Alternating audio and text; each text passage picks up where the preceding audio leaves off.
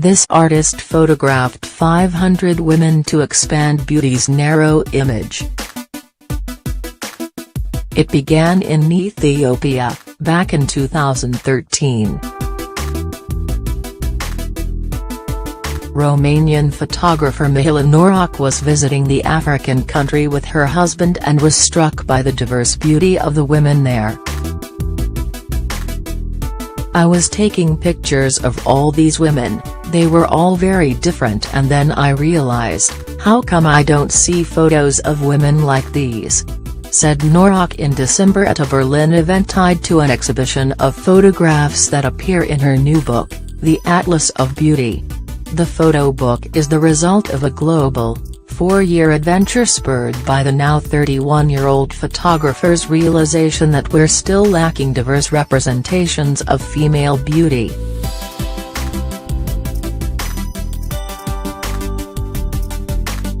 It features 500 portraits of women from around the world, along with short snippets of their life stories.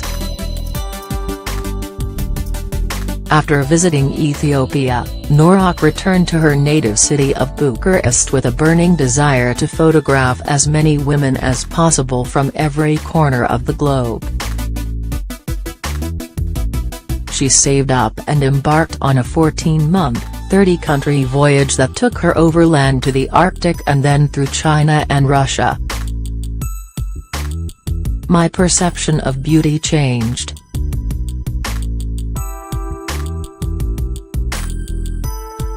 If you Google beautiful woman you get such a narrow image," she told the crowd of more than 50 packed into a small gallery in Berlin. "Usually, it's a blonde woman with blue eyes and her lips are slightly open. What is that? I saw these amazing women, all different ages and ethnicities, and found them beautiful," she said. "There just aren't enough images of them in the world. It's because men always like to be photographed, but not women, and they say they need makeup or they're not beautiful." Noroc decided to keep going.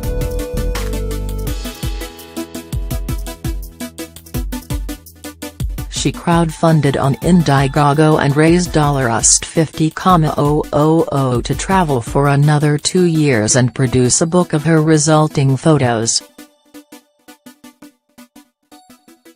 Besides Europe, she sauntered through Iran, Tibet, North Korea, Southeast Asia, Australia, New Zealand, the South Pacific and parts of South America. Noroc said she would spend hours and hours walking in the streets, then suddenly get slammed with the need to photograph someone. Then, she'd approach them and try to chat them up.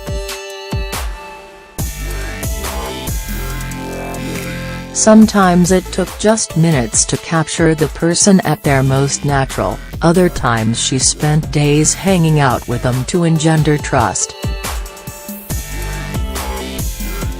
"I try to humanize the camera, so they are comfortable and I can catch them super relaxed."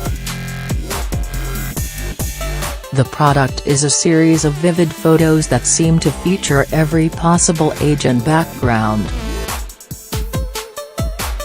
The women all exude a kind of serene power, often meeting the viewer with a laser-like gaze.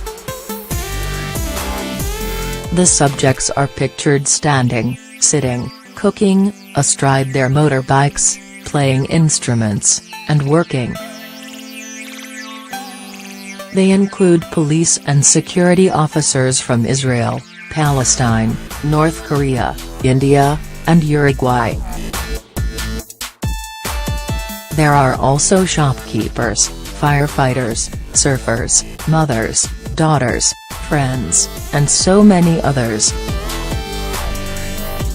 "Perceptions of beauty are so different everywhere," noted Noroc. "In some parts of the world, if a woman is modest, She's quiet and covers herself. She is beautiful.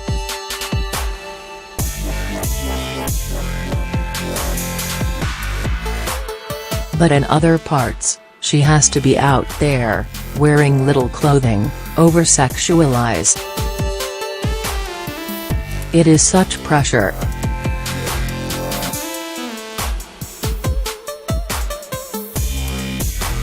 For Noroc, the women come off as beautiful in her photos because they are natural, no artifice, no need for special clothing or makeup.